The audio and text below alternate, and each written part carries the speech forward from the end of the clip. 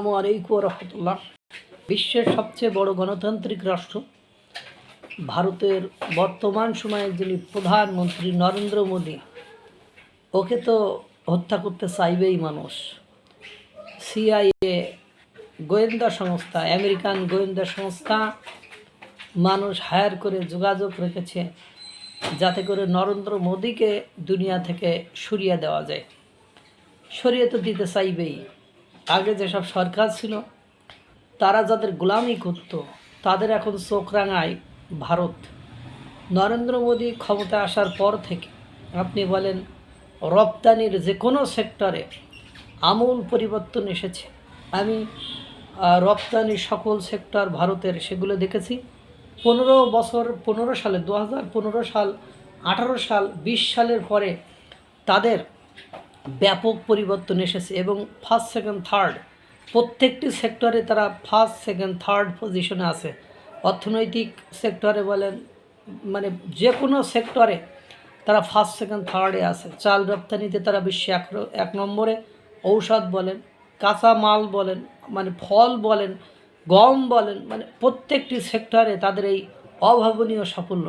নরেন্দ্র মোদী এসে তার দেশের জনগণকে জনশক্তিতে পরিণত করেছে। তার দেশের জনগণ স্কিলফুল, দক্ষ করে গড়ে তুলেছে। তারা বিদেশে যে বছরের পর বছর হাজার কোটি টাকা রেমিটেন্স পাঠাচ্ছে।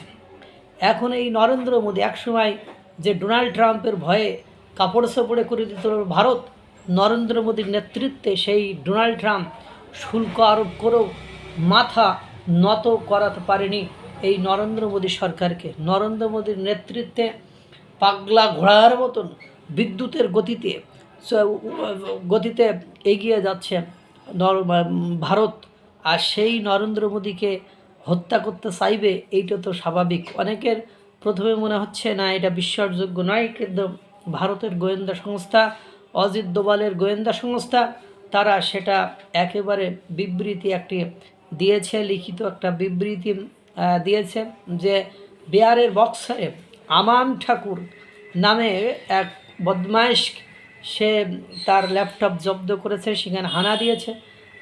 তার ল্যাপটপ জব্দ করে তারা সিআইএর কাছে সে মেইল করেছে।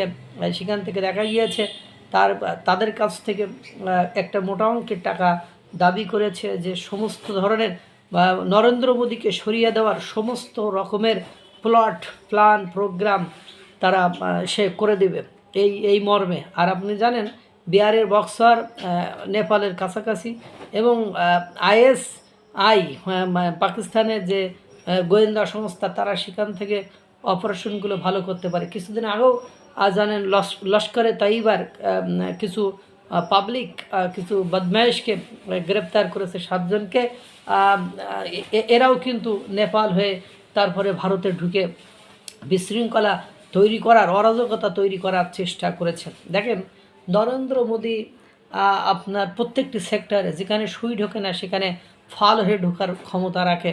নরেন্দ্র মোদীকে ডোনাল্ড ট্রাম্প অর্থাৎ আমেরিকা পছন্দ করে না বর্তমান সময়ে, এটা আপনারা জানেন। কারণ তার মতে ডোনাল্ড ট্রাম্প যেখানে হেনস্থা হচ্ছে সেখানে পরোক্ষভাবে কোনো না কোনোভাবে ভারতের ইনভলভমেন্ট রয়েছে।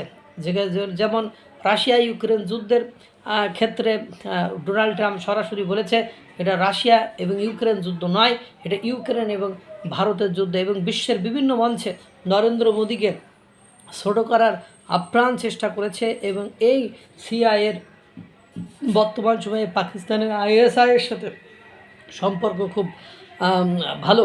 এবং মানে ডোনাল্ড ট্রাম্প যেরকম তোষামতকারী, চাটুকার, পাবলিকে পছন্দ করে, পাকিস্তানের শাহবাজ শরীফ, ফিল্ড মার্শাল আসিফ মনির সেই কোয়ালিটির লোক। অথচ দেখেন ভারত এত শুল্ক আরোপ করলো, এত রেস্ট্রিকশন দিল, তারপরেও রাশিয়া থেকে তেল কেনারও বন্ধ করতে পারলো না, তাদেরকে কোনোভাবে রেস্ট্রিক্টেড করতে পারলো না, তাদেরকে কোনোভাবে নাগালে নিয়ে আসতে পারলো না। এই জন্য তার উপর ক্ষোভ আছে। এবং ভারতে যে সকল বিরোধী দল আছে, 29টি অঙ্গরাজ্য নিয়েও ভারত এত শান্ত, এত শিষ্ট, সেখানে গণঅভ্যুত্থানের চেষ্টা করেও কোনো লাভ হয় না, সেখানে অ্যানার্কি সৃষ্টি করার চেষ্টা করেও কোনো লাভ হয় না। একেবারে সুন্দর করে এই সরকার জনগণের মনোমতো হয়ে মনোপুত হয়ে একেবারে সুন্দর সুশ্রীভাবে দেশ পরিচালনা করেছে, যার কারণে ভারত বুঝছে যে ইন্দো প্যাসিফিক অঞ্চলে আমার আমেরিকা বুঝছে ইন্দো প্যাসিফিক অঞ্চলে আমার মানে শক্তি প্রয়োগের ক্ষেত্রে এখন আগে যেমন ভারতের সাথে রিলেশন ছিল, এখন পাকিস্তান এবং ভারত বিরোধীদের সাথে ডোনাল্ড ট্রাম্প সম্পর্ক ভালো করায় তারা মনে করেছে যে ভারতের দিয়ে সুবিধা করতে তারা পাচ্ছে না, এবং তারা যা চাচ্ছে সেই মোতাবেক তারা চলছেও না। এজন্য সিআইএ ওই যে বক্সারের আমান ঠাকুরকে কাজে লাগিয়ে, এবং আমান ঠাকুরের মেইল থেকে সব কিছুই ডিটেলসে পাওয়া গিয়েছে কীভাবে প্লট সাজাতে চেয়েছে এবং কিভাবে কেন তাকে সরিয়ে দিতে চেয়েছে সিআইএর সাথে। সুতরাং বোঝাই যাচ্ছে যে কেন নরেন্দ্র মোদী তাদের চক্ষুশূল, কারণ নরেন্দ্র মোদী সরে গেলেই তারা আবার একটা একটা অস্থিতিশীল পরিবেশের মধ্যে থাকবে, এবং তখন তারা তাদের কাজটা করে নিতে পারবে। ডিপ স্টেটের এটা একটা খেলা হতে পারে। সে যে কিছুদিন আগেও আপনারা জানেন ইউক্রেন এবং আমেরিকার টোটাল 7 জনকে গ্রেপ্তার করেছে ভারতের গোয়েন্দা সংস্থা।